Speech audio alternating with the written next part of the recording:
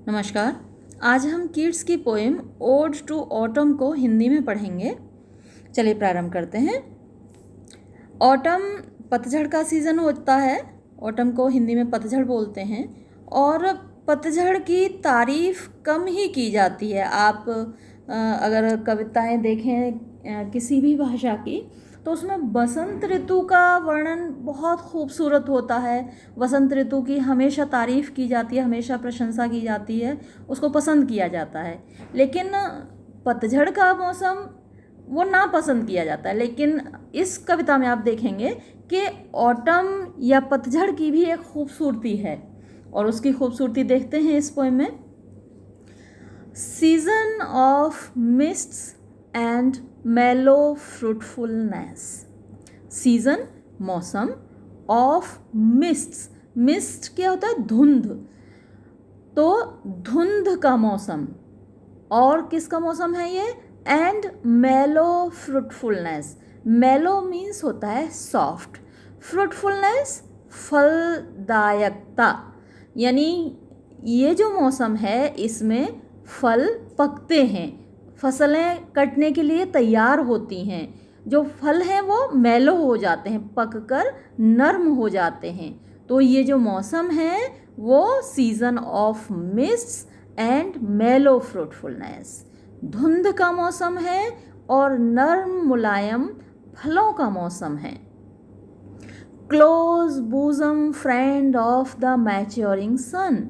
और उसको क्या बोला है? पतझड़ को किड्स ने बोला है close bosom friend. Close bosom friend, bosom यानी जो बूजम हृदय को बोलते हैं। बूजम मीन्स हृदय या सीना। तो जब दो दोस्तों के हृदय आपस में मिले होते हैं तो वो बहुत घनिष्ठ मित्र होते हैं। और क्लोज मीन्स भी घनिष्ठ होता है।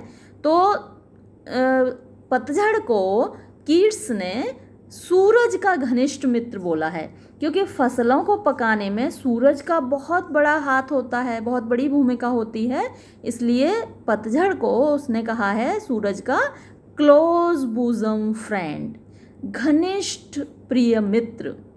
आप क्योंकि क्लोज का मतलब भी घनिष्ठ है और बूजम का मतलब भी घनिष्ठ है, आप चाहें तो इनमें से एक शब्द का अर्थ प्रिय भी लगा सकते हैं, क्योंकि जो हृदय के पास होता है, बूजम के पास होता है, जो हृदय के पास होता है वो प्रिय भी होता है।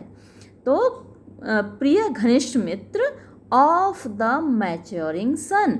Maturing sun, mature means mature बनाना, पकाना। तो जो सन है, सूरज है, वो फसलों को और फलों को मैच्योर बनाता है, उनको पकाता है। इसलिए उसको कहा है close bosom friend of the maturing sun. Conspiring with him, how to load and bless. Conspire का मतलब वैसे तो होता है षड्यंत्र करना, और ये जो शब्द है बुरे अर्थ में आता है। षड्यंत्र करना तो बुरी बात होती है, लेकिन कंस्पायर शब्द यहाँ अच्छे अर्थ में प्रयुक्त हुआ है। किड्स कहता है कि तुम कंस्पायर करते हो, और कंस्पायर का अर्थ हम यहाँ लगाएंगे सलाह मशविरा करते हो, मंत्रणा करते हो। विद हिम, उसके साथ। किसके साथ? सूर्य के साथ। जो ऑटम है, जो पतझड़ है, वो सलाह मशविरा करता है, या आप कहिए षड्यंत्र भी करता है, तो यहाँ अच्छे अर्थ में आया है। वो षड्यंत्र भी कर रहा है तो यहाँ अच्छे काम के लिए कर रहा है। कॉन्स्पायरिंग विद हिम, तुम उसके साथ यानी सूर्य के साथ मंत्रणा करते हो, सलाह मशविरा करते हो। किस बात के लिए? How to load. How to load, how कैसे, टू लोड मीन्स लादा जाए। यानी जो पेड़ हैं, जो वृक्ष हैं, उनको कैसे लादा जाए फलों से। आगे अभी बताएगा इस बात को। हाउ टू लोड, कि कैसे लादा जाए। एंड ब्लेस, ब्लेस का मतलब होता है आशीर्वाद देना। आप यहाँ पर कह सकते हैं कैसे धन्य किया जाए। आशीर्वाद देना भी आप अर्थ लगा सकते हैं कि कैसे लादा जाए और आशीर्वाद दिया जाए या उनको धन्य किया जाए। विद फ्रूट, फलों से। With fruit the vines, vines होती हैं लताएं, VINES वाइन्स लताएं, और WINES वाइन्स शराब, WINE वाइन शराब, और VINE वाइन लता या बेल। तो तुम ये मंत्रणा करते हो सूर्य से मिलकर कि कैसे लादा जाए, कैसे धन्य किया जाए, विद फ्रूट, फल से, द वाइन्स, बेलों को, that round the thatch eaves run. तो अब वो बताता है कि कौन सी बेलों को, बेलों के बारे में आगे बताया है उसने।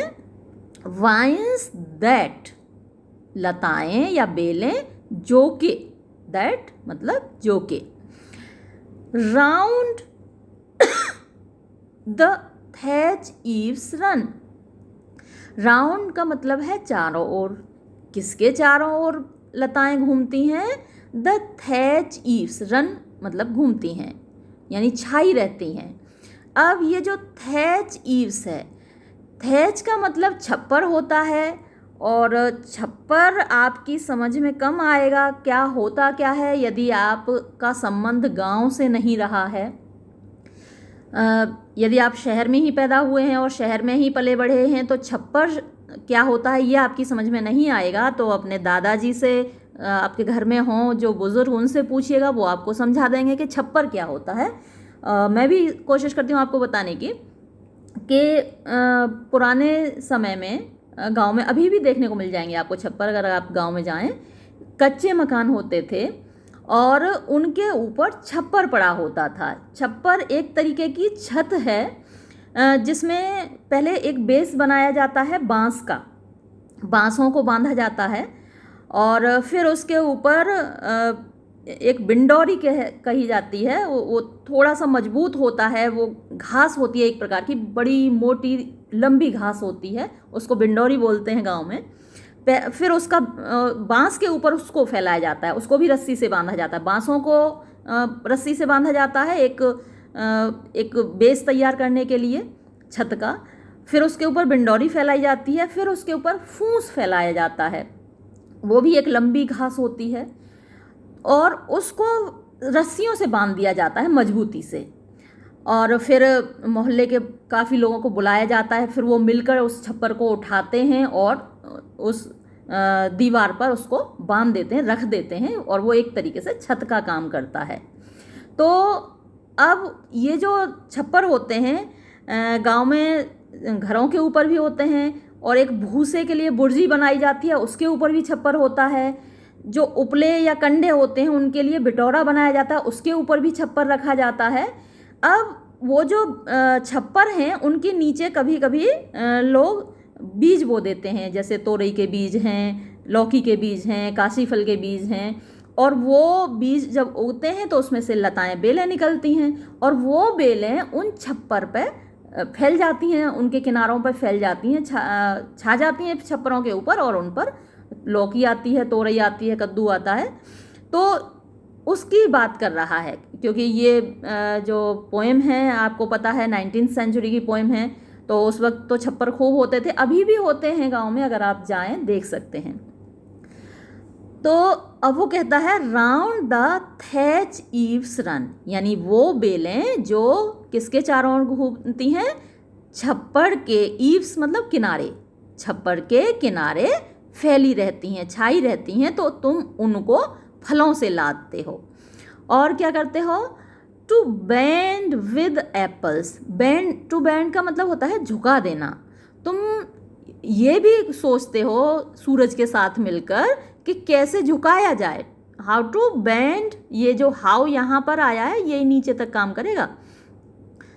अभी यहाँ पर how to load and bless ये बताया, अब ये जो हाउ है वो यहाँ भी काम करेगा, हाउ टू बेंड, यहाँ टू बेंड तो लगाया लेकिन हाउ को रिपीट नहीं किया, लेकिन आप अपने से इसको रिपीट कीजिए, हाउ टू बेंड, कि कैसे झुकाया जाए, विद एप्पल्स, सेब से, सेबों से, द मॉस्ड कॉटेज ट्रीज, मॉस्ड, मॉस आपको मैं पहले भी बता चुकी हूँ, काई होती है, गीलेपन से काई जम जाती है, ग्रीन कलर की होती है मॉस। तो मॉस्ड मीन्स काई जमे हुए, कॉटेज, कॉटेज होती है कुटिया, कॉटेज ट्रीज यानी कुटिया के बाहर लगे हुए पेड़ों को कैसे सेब से लादा जाए। ये तुम मंत्रणा करते हो सूरज के साथ मिलकर। और क्या मंत्रणा करते हो? And fill all fruit with ripeness to the core. And fill, और कैसे भरा जाए। अब यहाँ तो टू भी हटा दिया। देखो यहाँ पर आया था हाउ टू लोड, फिर यहाँ पर आया टू बेंड। अब यहाँ तो टू भी नहीं है, लेकिन आप अपनी तरफ से लगाएंगे हाउ टू फिल, मतलब इसका वहीं से निकलेगा how to fill all fruit. तो कैसे भरा जाए, फिल कैसे भरा जाए, ऑल फ्रूट सभी फलों को, विद राइपनेस यानी पकेपन से, मतलब कहने का तात्पर्य यह है कि कैसे पकाया जाए फल को। कहाँ तक? To the core. कोर होता है बिल्कुल अंदरूनी भाग, बिल्कुल अंदर तक। फलों को कैसे अंदर तक पकाया जाए। तो ये मंत्रणा सूरज और पतझड़ का मौसम दोनों मिलकर करते हैं। मित्र हैं ना, दोनों मिलके बात करते हैं कि कैसे फलों को अंदर तक पकाया जाए, उनको स्वादिष्ट बनाया जाए। टू स्वेल द गोड। अब यहाँ तो टू लगा दिया है, लेकिन हाउ आप अपनी तरफ से लगाइए। हाउ टू स्वेल द गोड। हाउ कि कैसे। स्वेल का मतलब स्वेलिंग हो जाती है, जब आपके कभी चोट लग जाती है तो स्वेलिंग हो जाती है। स्वेलिंग में क्या होता है? फूल जाता है, सूज जाता है। तो अब यहाँ पर हाउ टू स्वेल द गोड। गोड आप जानते हैं, गोड लौकी को बोलते हैं, तोरई को बोलते हैं। लौकी को, तोरई को गोड बोलते हैं, और जो टिंडे आते हैं उनको भी गोड बोलते हैं। और एक बॉटल गोड होता है। करेला है, उसको बिटर गोड बोलते हैं, क्योंकि वो बिटर कड़वा होता है, इसलिए उसको बिटर गोड बोलते हैं। तो गोड कोई भी हो सकता है इनमें से। यहाँ पर कद्दू को तो पम्पकिन बोलते हैं, लेकिन उसके लिए भी कभी कभी गोड वर्ड यूज़ हो जाता है। तो गोड का मतलब वो जो लताओं पर जितनी चीज़ें आती हैं बेलों पर, उन सब के लिए सामूहिक रूप से गोड शब्द प्रयोग होता है। तो टू स्वेल द गोड। तो स्वेल का मतलब सुझाना। अब सुझाना तो यहाँ होगा नहीं, मतलब बड़ा करना, साइज़ उनका बड़ा करना। जैसे जैसे इनको लौकी, तोरई, कद्दू, इनको अच्छी सूरज की रोशनी मिलती है, पानी मिलता है, तो खूब बड़े हो जाते हैं ये। तो तुम ये मंत्रणा करते हो सूरज के साथ मिलकर कि गोड को कैसे बड़ा किया जाए। कद्दू को, लौकी को, तोरई को, इनके कैसे सुझाया जाए, यानी फुलाया जाए या बड़ा किया जाए, आप ये कह सकते हैं। And plump the hazel shells. Plump जब कोई बच्चा होता है, जब भी चीक्स होते हैं उसके, तो उसको बोलते हैं प्लम्प, कितना अच्छा बच्चा है। यानी प्लम्प का मतलब होता है वो भी अच्छा, हेल्दी, मोटा। तो and plump the hazel shells. Plump का मतलब फिर वही है कि कैसे मोटा किया जाए, कैसे फुलाया जाए।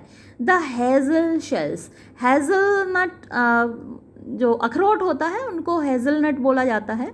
तो हेज़ल की शेल्स को, जो ऊपर का कड़क भाग होता है अखरोट का, उसको शेल बोला जाता है। तो हेज़ल यानी अखरोट के शेल को, यानी खोपटे को कैसे फुलाया जाए। और अखरोट का खोपटा, जो ऊपर का छिलका है, वो फूलेगा तो मतलब अंदर की जो मींग है वो मोटी होगी, वो उसका साइज़ बढ़ेगा। तो यही बात कीट्स कह रहा है, plump the hazel shells with a sweet kernel. Sweet मधुर, मीठा, कर्नेल, कर्नेल अंदर का जो खाने वाला भाग होता है, जिसको मींग बोलते हैं। तो मीठी सी मींग से भरकर कैसे हेज़ल के शेल को मोटा किया जाए, फुलाया जाए। To set budding more. To set budding, bud होती है कली, है ना, जो पुष्प होते हैं उनकी कलियां। टू सेट बडिंग मोर यानी कैसे और कलियां बनाई जाएं। जैसे जैसे धूप और हवा पानी मिलता है पौधों को, तो उन पर और बर्ड्स आती हैं, और कलियां आती हैं, और पुष्प आते हैं, और पुष्प पहले कली बनती है, फिर पुष्प बनता है, फिर फल बनता है। तो तुम ये सोचते हो कि और कलियां कैसे खिलाई जाएं। टू सेट बडिंग मोर, और कलियां कैसे खिलाई जाएं, एंड स्टिल मोर, और कैसे खिलाई जाएं, और ज़्यादा कैसे खिलाई जाएं, letter flowers for the bees. Letter flowers, जो लेटर का मतलब जो बाद में, अपने मौसम के बाद में पैदा होते हैं। आप देखते होंगे कि एक तो सीज़न में फल आते हैं, मटर है सीज़न में आती है, कुछ बाद तक आती है, मार्च के महीने तक मटर बेचते हैं सब्जी वाले, तो उसको लेटर बोलते हैं, मतलब बाद का। तो लेटर फ्लावर्स कि कैसे बाद वाले फूलों को कैसे खिलाया जाए, किसके लिए, फॉर द बीज। बीज माने मधुमक्खियाँ, हनी बीज, मधुमक्खियों के लिए बाद वाले फूलों को कैसे खिलाया जाए। तुम ये सोचते हो, तुम ये प्लान बनाते हो सूरज के साथ मिलकर। और आगे क्या कहता है, until they think, until जब तक के, ना, they think वो सोचने लगें, जब तक वो ये ना सोचने लगें, कौन, मधुमक्खियाँ। warm days will never cease, warm days गर्म दिन, गर्म दिन बहुत खूबसूरत माने जाते हैं यूरोप में। will never cease, never कभी नहीं, cease का मतलब होता है रुकना या समाप्त होना। तो वो जब तक ये ना सोचने लगें कि गर्म दिन कभी समाप्त नहीं होंगे। for summer has overbrimmed their clammy cells, for क्योंकि समर यानी गर्मी के मौसम ने, हैज़ ओवरब्रिम्ड, ओवरब्रिम्ड मीन्स ऊपर तक भर दिया है, गर्मी के दिनों ने, गर्मी के मौसम ने ऊपर तक भर दिया है। ओवरब्रिम्ड, ब्रिम, ब्रिम होती है किनारी, बिल्कुल ऊपर तक भर दिया है। किसको भर दिया है, देयर क्लेमी सेल्स, देयर उनकी, क्लेमी का मतलब होता है स्टिकी, चिपचिपी। जो हनी बीज हैं, जो मधुमक्खियाँ हैं, उनके छत्ते में शहद होता है, और शहद की वजह से उनका जो छत्ता है वो स्टिकी हो जाता है, चिपचिपा हो जाता है, उसमें वैक्स भी होता है, मोम भी होता है, तो वो बड़ा चिपचिपा सा हो जाता है उनका घर। और उसमें क्या होती हैं, सेल्स, सेल्स यानी छोटे छोटे से छिद्र होते हैं, और उस उनमें से होके वो उसमें मधु या शहद भर देती हैं, हनी भर देती हैं। तो उनकी जो सेल्स हैं, उनके छत्ते की जो छोटे छोटे छेद हैं, वो इस क्लेमी हैं यानी चिपचिपे हैं, और वो पहले ही ओवरब्रिम्ड हैं, पहले ही भरे हुए हैं। और तुम यानी कि ऑटम, पतझड़, तुम और ज़्यादा उनके लिए फूल खिलाते हो, और ज़्यादा उनके लिए जहाँ पर फूल होंगे वहाँ पर मधुमक्खी के लिए शहद होगा, तुम और ज़्यादा उनके लिए फूल खिलाते हो। ये स्टेंजा यहाँ ख़त्म होता है। आप देखिए इसकी राइम स्कीम, इसमें एक स्टेंजा में किड्स ने यहाँ 11 लाइनें दी हैं, 11 लाइन्स हैं इस स्टेंजा में। और इसकी अगर हम राइम स्कीम देखें तो राइम स्कीम ये बनती है, A B C D E D C C E. देखिए फ्रूटफुलनेस, नेस और ये ब्लेस, ये दोनों लाइंस राइम कर रही हैं। सन और रन, ये दोनों लाइंस यहाँ राइम कर रही हैं, तो ए बी। फिर ट्रीज और कोर और शेल्स, तीनों अलग हैं। देखिए ट्रीज, कोर, शेल्स। लेकिन फिर जो मोर है वो कोर से राइम कर रहा है, कोर और मोर, तो ये दोनों डी हुए। उसके बाद बीज, सीज, ये दोनों राइम कर रहे हैं ट्रीज से, तो ये जो नीचे वाली राइम हुई डी सी सी, और फिर सेल्स, ये यहाँ इन शेल्स से राइम कर रहा है, तो ये ई हुआ। इस तरीके से ये राइम स्कीम है इन 11 लाइन्स की। इस स्टेंजा की rhyme scheme A B C D E D C C E. और आगे जो आएंगे स्टेंजा, 2 स्टेंजाज और हैं, उनमें राइम स्कीम ऊपर की 4 लाइन्स की तो यही रहती है ए बी, लेकिन नीचे के स्टेंजाज, जो नीचे की लाइन्स हैं, उनमें राइम स्कीम थोड़ी चेंज होगी। चलिए आगे देखते हैं। ये सेकंड स्टेंजा है, who hath not seen the oft एमिड Dai store, who hath not seen, किसने नहीं देखा है, हैथ का मतलब has, who has not seen, किसने नहीं देखा है। दी मतलब तुमको, तुमको किसने नहीं देखा है। ऑफ्ट का मतलब अक्सर, ऑफन, अक्सर। एमिड दाई स्टोर, एमिड का मतलब मध्य, दाई मीन्स तुम्हारे, स्टोर यानी स्टोर जो तुम्हारा गोदाम है या तुम्हारा जो काम करने की जगह है। स्टोर में तो चीज़ें इकट्ठी करके रखी जाती हैं, तो तुम्हारे स्टोर को आप स्टोर ही कह लीजिए। तुम्हें तुम्हारे स्टोर में किसने नहीं देखा है। यहाँ पर वैसे तो ऊपर पहले स्टेंजा में भी उसने पर्सोनिफाई ही किया है ऑटम को, और यहाँ तो पूरे स्टेंजा में आप देखेंगे कि एक किसान के रूप में उसने कीट्स ने ऑटम को पर्सोनिफाई किया है। तो तुम्हें किसने नहीं देखा है तुम्हारे स्टोर में। Who hath not seen the oft एमिड Dai store, तो हु हैथ नॉट सीन किसने नहीं देखा है, दी तुमको, ऑफ्ट अक्सर, एमिड दाई स्टोर तुम्हारे स्टोर में। समटाइम्स कभी कभी, हूएवर सीक्स, हूएवर का मतलब जो कोई भी, सीक्स मतलब ढूंढता है, तलाश करता है। एब्रॉड मतलब बाहर, मे फाइंड वो पा सकता है, यानी तुम्हें अगर कोई तलाश करे कभी कभी तो वो पा सकता है। कहाँ पा सकता है। दी मतलब तुमको, सिटिंग बैठे हुए।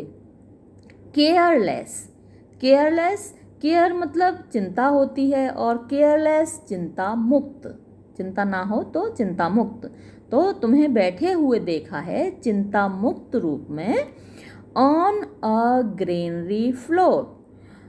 ग्रेनरी, ग्रेन मीन्स अनाज होता है, और ग्रेनरी जहाँ पर अनाज इकट्ठा है, यानी जहाँ पर कटी हुई फसल या अनाज इकट्ठा है, उसके फ्लोर का मतलब फर्श, यानी खेत में, अनाज के ढेर के पास खेत में या फर्श पर तुम्हें चिंता मुक्त रूप से बैठे हुए देख सकता है। अगर कोई तुम्हें ढूंढना चाहे, देखना चाहे तो देख सकता है। तो अब ये देखिए कि पतझड़ कोई व्यक्ति थोड़ी है जिसको बैठे हुए देख सकता है। किसको देखेगा व्यक्ति, किसान को देखेगा जिसने फसल काटी है, जिसका अनाज वहाँ पर इकट्ठा है। तो एक तरीके से उस किसान के रूप में पर्सोनिफाई, मानवीकरण कर दिया है कीट्स ने पतझड़ का। दाई हेयर सॉफ्ट लिफ्टेड, दाई मीन्स तुम्हारे, हेयर बाल, सॉफ्ट मीन्स नर्म तरीके से, लिफ्टेड उठे हुए, तुम्हारे नर्म बाल उठे हुए या तुम्हारे बाल नर्म तरीके से उठे हुए। अब किसके बाल उठे हुए, किसान के बाल उठे हुए होंगे, जाहिर सी बात है। दाई हेयर सॉफ्ट लिफ्टेड, तुम्हारे नरम बाल उठे हुए। By the winnowing wind, by मतलब द्वारा, किसके द्वारा उठे गए, अपने आप तो नहीं उठेंगे बाल, किसके द्वारा उठाए गए हैं, ऊपर को, तो bye the winnowing wind. Wind तो आपको पता है हवा। अब ये विनोइंग वर्ड फिर आपकी समझ में नहीं आएगा, जैसे थैच के बारे में मैंने कहा था, क्योंकि थैच से आप परिचित नहीं हैं, देखा नहीं, तो आप नहीं जान पाएंगे। अगर आप गांव से बिलोंग करते हैं तो थैच देखा होगा आपने, छप्पर देखा होगा और आप समझ जाएंगे। अब वैसे ही ये जो विनोइंग शब्द है ये भी गांव से और खेती से संबंधित है। अगर यहाँ BLOWING ब्लोइंग होता तो उसका मतलब होता बहती हुई या चलती हुई हवा, और आपकी समझ में आ जाता कि हवा चलती हुई, ब्लो का मतलब हवा का बहना होता है, और ब्लोइंग विंड मीन्स चलती हुई हवा। लेकिन ब्लोइंग तो है नहीं, यहाँ पर शब्द है विनोइंग। अब ये विनोइंग क्या होता है। गांव में, फिर गांव की बात आई, अगर आपके गांव घर में दादाजी या बड़े बुजुर्ग हैं तो वही इस बात को बताएंगे आपको, पूछिएगा कि अनाज को बरसाया कैसे जाता है। आप तो बरसाना से मतलब आपके लिए बारिश का बरसना होता है, या तो पैसे की बारिश होती है, पानी की बारिश होती है, और चीज़ों की बारिश होती है। अनाज कैसे बरसाया जाता है। देखिए अभी तो क्योंकि ट्रैक्टर हैं, थ्रेशर हैं, तो उसमें डालते हैं फसल काट के, और थ्रेशर अनाज को अलग कर देता है, भूसे को अलग कर देता है। लेकिन पुराने ज़माने में जब ट्रैक्टर और थ्रेशर नहीं थे, अब कीट्स की ये पोइम 19वीं सेंचुरी की है, और तब तक ट्रैक्टर थ्रेशर नहीं थे, तो उस वक्त अनाज को कैसे निकाला जाता था फसलों से? फसल काट के उसको पीटा जाता था। फसल को काट के एक ढेर लगा लिया जाता था बड़ा सा, और उसको डंडों से पीटा जाता था, या फिर उस पर बैलों को घुमाया जाता था। उसको बोलते थे दाएं चलाना। वो आपके दादाजी, अम्मा, बूढ़ी अम्मा अगर होंगी घर में तो उनको पता होगा कि दाएं चलाना किसको बोलते हैं। तो उसके ऊपर बैलों को घुमाया जाता था, और जिसको बोलते थे कि दाएं चलाई जा रही है।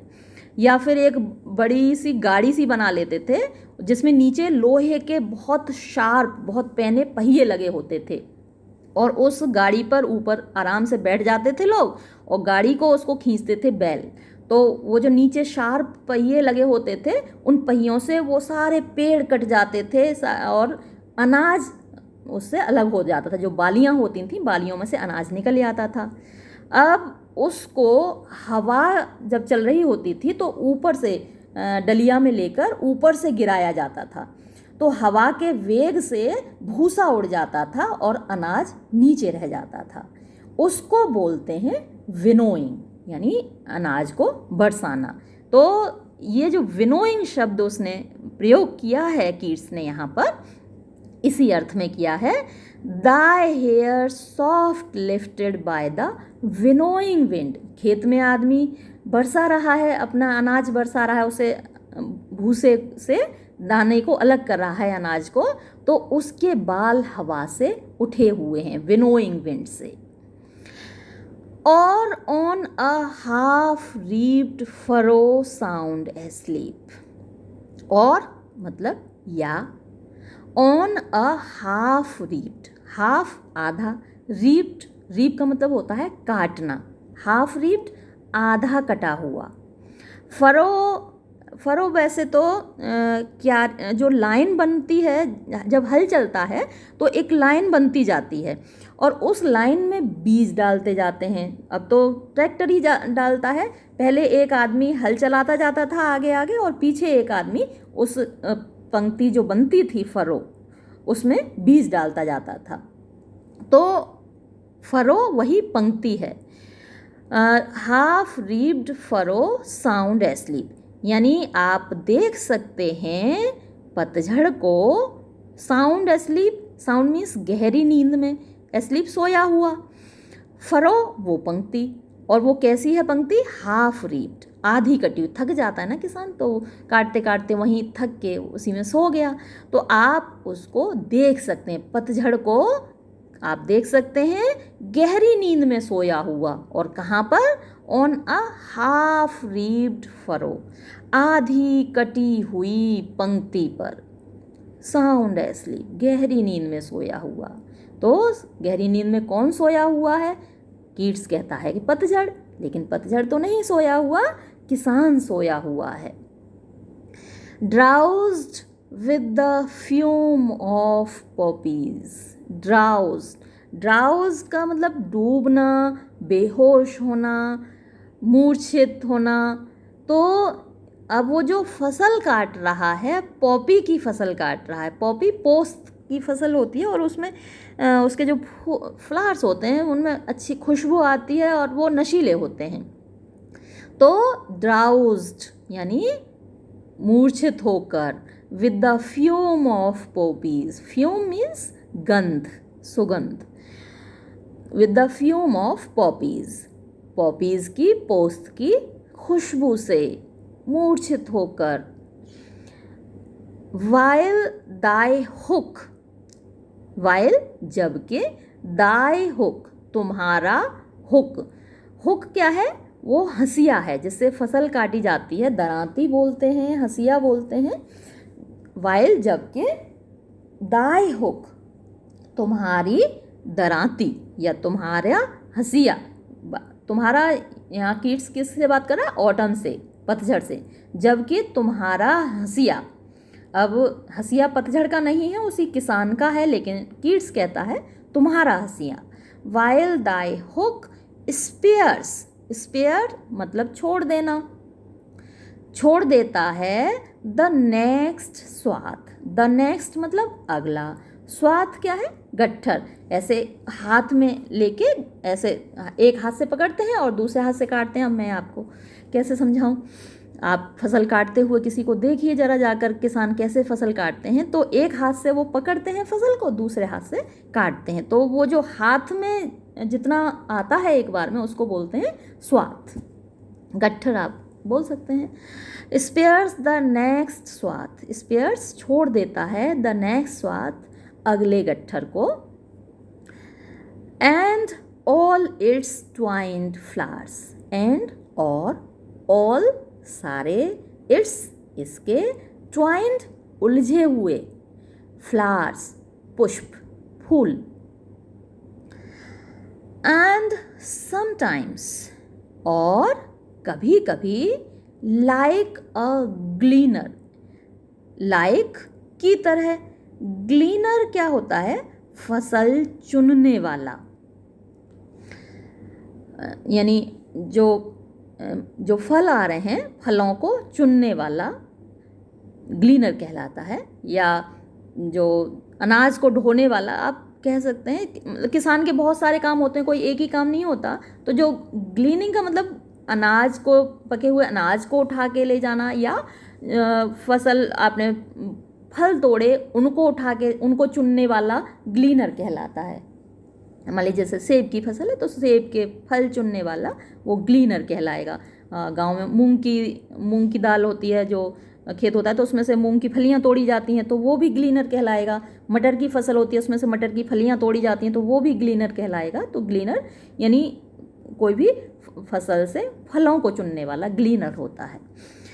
तो एंड समटाइम्स और कभी कभी, लाइक अ ग्लीनर एक फसल चुनने वाले की तरह, दाव तुम, डस्ट कीप, डस्ट मतलब does, DOES does, dust keep मतलब दाव डस्ट कीप का मतलब तुम रखते हो। स्टडी, स्टडी का मतलब स्थिर। दाई लेडन हेड, देखो जब फसल को चुन लेता है व्यक्ति तो रख के कैसे पे ले जाता है, सर के ऊपर, और सर के ऊपर रखेंगे तो सिर को स्टेडी रखना पड़ेगा, आपको स्थिर रखना पड़ेगा, नहीं तो जो सर पे सामान रखा हुआ है वो लुढ़क जाएगा। तो तुम दाउ डस्ट कीप स्टेडी, तुम स्थिर रखते हो दाई लेडन हेड, लेडन मतलब लदा हुआ, हेड मतलब सिर, और दाई मीन्स तुम्हारा, तुम अपने लदे हुए सिर को स्थिर रखते हो स्थिर रखते हो। अक्रॉस अ ब्रुक, अक्रॉस मतलब जब पार करते हो, अ ब्रुक एक झरने को, जब तुम झरने को पार करते हो तो अपने सिर को स्थिर रखते हो। एक पूरी देखिए तस्वीर है, जैसे कोई किसान है, उसने फसल चुनी, सर पे रखी, फिर लेके जा रहा है, रास्ते में झरना है, उसको पार करना है, तो कैसे अपने सिर के बोझे को संभालेगा, अपने सिर को स्थिर रखेगा, जबकि खुद मूव कर रहा है, खुद तो चल रहा है। अब जब चलते हैं सिर को स्थिर रखना है उसको, जिससे कि फसल जो ऊपर रखा हुआ है, फल जो रखे हुए हैं, वो जो बोझा रखा हुआ है वो गिरे नहीं। तो एक तस्वीर है यहाँ पर किसान की। Steady thy laden head across a brook, और बाय अ साइडर प्रेस, और या बाय अ साइडर प्रेस। ये साइडर प्रेस क्या है? बाय का मतलब तो हुआ पास में, यानी तुमको देखा जा सकता है पास में, साइडर प्रेस के पास में। साइडर प्रेस एक तरीके से एक मशीन है जिसमें कि सेब को दबा के उसका रस निकाला जाता है सेब का। तो बाय अ साइड, मुझे लगता है किसी और फलों का भी रस निकाला जा सकता है कि और by a cider press with patient look. Patient का मतलब तो मरीज होता है, लेकिन यहाँ पर उसका मतलब मरीज नहीं है, यहाँ पर पेशेंट का मतलब है धैर्यवान, धैर्यपूर्वक। लुक मतलब दृष्टि, यानी धैर्यपूर्ण दृष्टि के साथ। दाव वॉचेस्ट, दाव मतलब तुम, वॉचेस्ट देखते हो। अब ऊपर से पूरा ये दोनों लाइंस का मीनिंग मिलाकर देखिएगा तब निकलेगा। और by a cider press with patient look thou watchest the last oozings hours by hours. Thou watchest तुम देखते हो, the last oozings, the last आखिरी, ऊजिंग्स मतलब बूंदें, जो रस की बूंदें निकलती हैं, आर्स बाय आर्स, घंटे दर घंटे, यानी घंटे दर घंटे देखने के लिए आपको पेशेंस चाहिए होता है, धैर्य चाहिए होता है। तो इसलिए उसने शब्द यूज़ किया विद पेशेंट लुक, धैर्यवान दृष्टि से तुम देखते हो। कहाँ? बाय द साइडर प्रेस, यानी जो रस निकालने की मशीन है उसके पास खड़े होकर देखते हो आखिरी बूंदों को निकलते हुए, आर्स बाय आर्स, घंटे दर घंटे। और इसकी राइम स्कीम देखिए। जब आपने पहले ही देखी थी, पहले स्टेंजा की, उससे थोड़ी सी अलग है। पहले ही 4 लाइंस की तो वही है ए बी ए बी, और बाद की जो लाइन है सी डी ई, ये सी डी ई तो पहले स्टेंजा में भी यही थी, लेकिन चेंज यहाँ आया है जो लास्ट की 4 लाइंस हैं। पहले स्टेंजा में था डी सी सी ई, लेकिन यहाँ पर थोड़ा सा पलट दिया, सी डी डी ई कर दिया है राइम स्कीम। थर्ड स्टेंजा देखते हैं। Where are the songs of spring?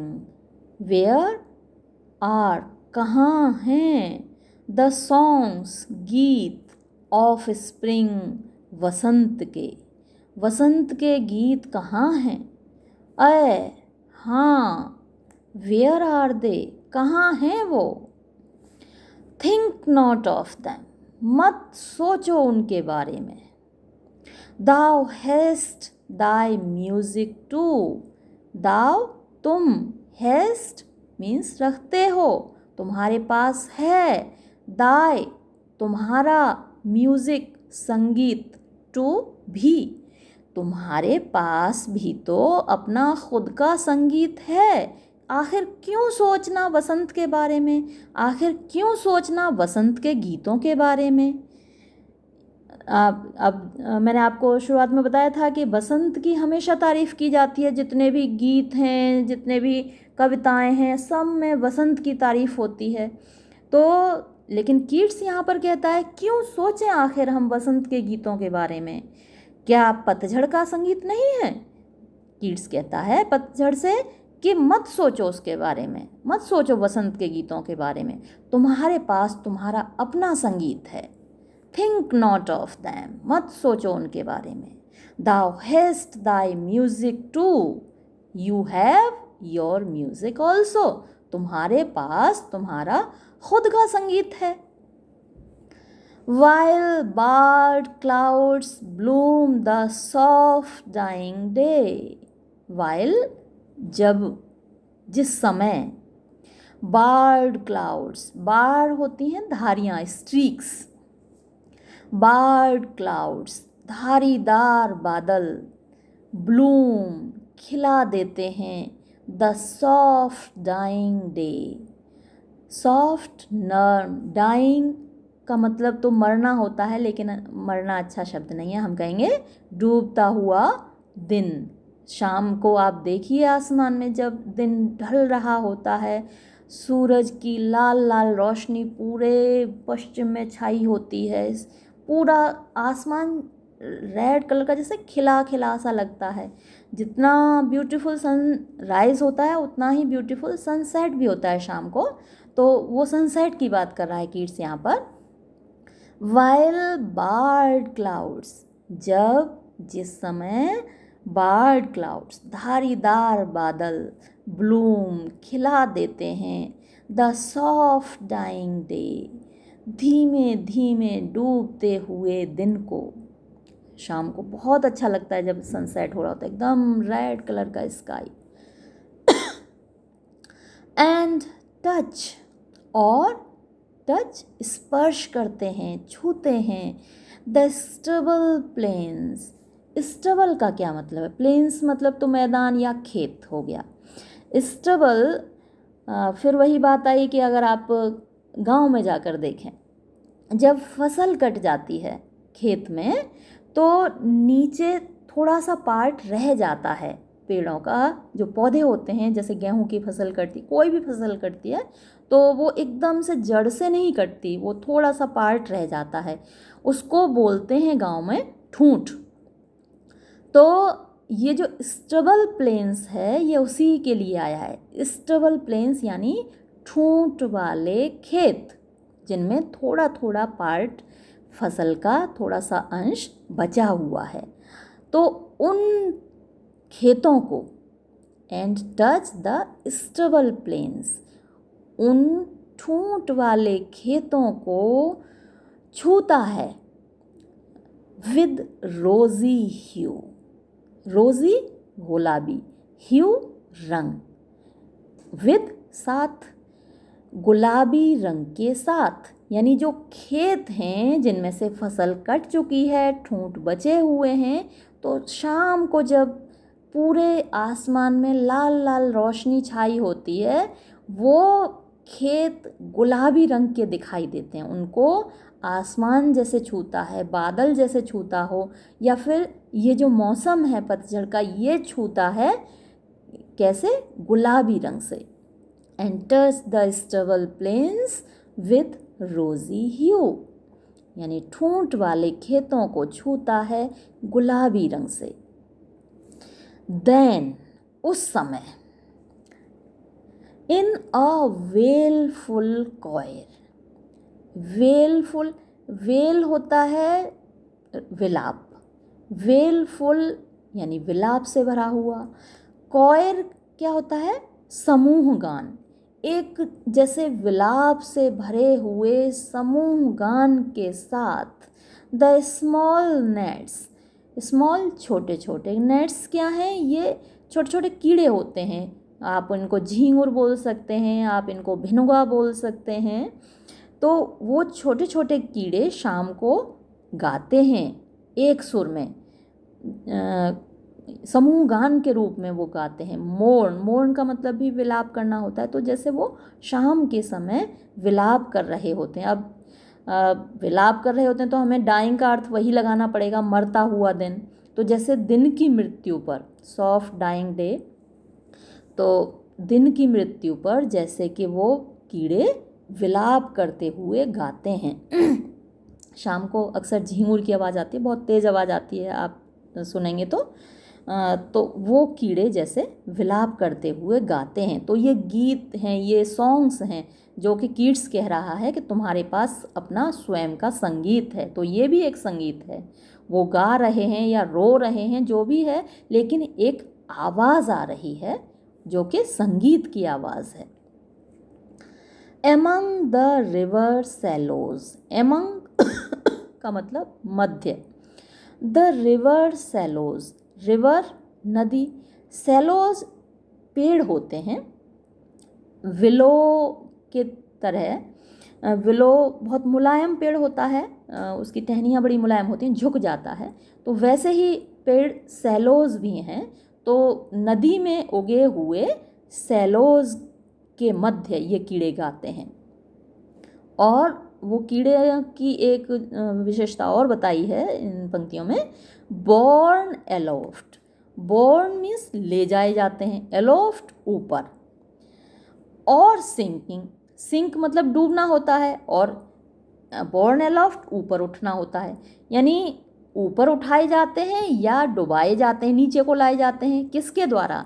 As the light wind lives और डाइज, एज जैसे कि द लाइट विंड हल्की हवा, लिव्स यानी लिव्स मतलब उठती है, बहती है। तो जब हवा बहती है, ऊपर को उठती है, तो ये जो इंसेक्ट्स हैं, ये जो कीड़े हैं, ये भी ऊपर को उठ जाते हैं हवा के साथ। और जब हवा यहाँ शब्द प्रयोग किया है कीट्स ने, डाइज, मरती है। मरती है का मतलब जब बंद हो जाती है या कम हो जाती है, हवा का वेग कम हो जाता है, तो ये कीड़े भी हवा के साथ उड़ते हुए सिंक हो जाते हैं, यानी नीचे को आ जाते हैं। हवा तेज चलती है ऊपर को उड़ जाते हैं, हवा कम होती है तो वो नीचे को आ जाते हैं। हवा के वेग के साथ ये कीड़े ऊपर नीचे उठते और गिरते रहते हैं। And full grown lambs loud bleat from hilly bourn. तो एक तो संगीत उसने अभी नेट जो कीड़े हैं उनका बताया, और दूसरा संगीत किसका है? And full grown lambs, full यानी पूरे, ग्रोन बढ़े हुए यानी कि वयस्क, लैम्स मेमने यानी वयस्क मेमने, लाउड जोर से, ब्लीट यानी मिमियाते हैं, जो मेमने के बोलने की आवाज़ होती है उसको क्या कहा जाता है? ब्लीट। तो वयस्क मेमने जोर से मिमियाते हैं, फ्रॉम हिली बोर्न, कहाँ से? हिली पहाड़ी के, बोर्न किनारों से, पहाड़ी के किनारों से वयस्क मेमने जोर से बोलते हैं, मिमियाते हैं। तो ये एक संगीत है जो तुम्हारे पास है। और कौन सा संगीत है? हैज क्रिकेट्स सिंग, हैज झाड़ी होती है, क्रिकेट्स झींगुर होता है, सिंग गाते हैं, झाड़ी में से झींगुर गाते हैं। ये एक संगीत है जो कि ऑटम के पास है, पतझड़ के पास है। और किसका आवाज़ है? एंड नाउ, और अब, विद ट्रेबल सॉफ्ट, ट्रेबल आवाज़, सॉफ्ट नर्म, मुलायम, हल्की, धीमी। तो और आवाज़ किसकी है? धीमी आवाज़ में कौन गा रहा है? द रेड ब्रेस्ट, ये भी एक पंछी है, लाल जिसका ब्रेस्ट होता है, आगे सीना लाल होता है, तो रेड ब्रेस्ट पंछी विसल्स, सीटी बजाता है, वो भी अपनी आवाज़ निकालता है। From the garden croft, garden बगीचा होता है, क्रॉफ्ट वही खेत है, यानी जो बगीचे का खेत है, वहाँ से रेड ब्रेस्ट की आवाज़ आती है। और किसकी आवाज़ है? एंड गैदरिंग स्वेलोज, गैदरिंग इकट्ठा होकर, swallows Ababeel, Twitter, Twitter Ababeel की आवाज़ को बोलते हैं। तो अबाबील बोलते हैं इकट्ठे होकर, इन द स्काई, आकाश में। शाम को आप भी देखते हैं, हमारे छत के ऊपर से होकर कितने सारे पंछी गाते हुए, चहचहाते हुए जाते हैं। तो ये सारी आवाज़ें हैं, ये सारा संगीत है जो कि पतझड़ के पास है, उसका अपना संगीत है। इसीलिए कीट्स पतझड़ को बोलता है कि तुम वसंत के गीतों के बारे में मत सोचो, तुम्हारे पास खुद का अपना संगीत है जो इतना खूबसूरत है। तो इस पोएम में जैसा आपने देखा कि कुछ चीज़ें ऐसी हैं जिनको हम अनदेखा करते हैं, इग्नोर करते हैं, जिनको क्रिटिसाइज़ करते हैं, जिनको बुरा समझते हैं, लेकिन अगर पॉजिटिव पॉइंट ऑफ व्यू से सोचा जाए तो उनमें भी तो कुछ अच्छाइयाँ हैं, उनके अंदर भी कुछ खूबसूरती है। जैसा कि इस पोएम में आपने देखा कि पतझड़ में भी एक खूबसूरती है। तो ऐसा पॉजिटिव एटीट्यूड, ऐसा आशावादी दृष्टिकोण यदि हम अपने जीवन में उन चीज़ों के प्रति अपनाएं जिन्हें हम नकारात्मक सोचते हैं, जिन्हें हम बुरा सोचते हैं, तो शायद वो चीज़ें भी हमको अच्छी लगने लगें। संसार की हर चीज़ हमें अच्छी लगने लगेगी, हर मौसम हमें अच्छा लगेगा यदि हम अपनी सोच सकारात्मक रखें। इसके साथ ही ये कविता यहाँ समाप्त होती है। धन्यवाद।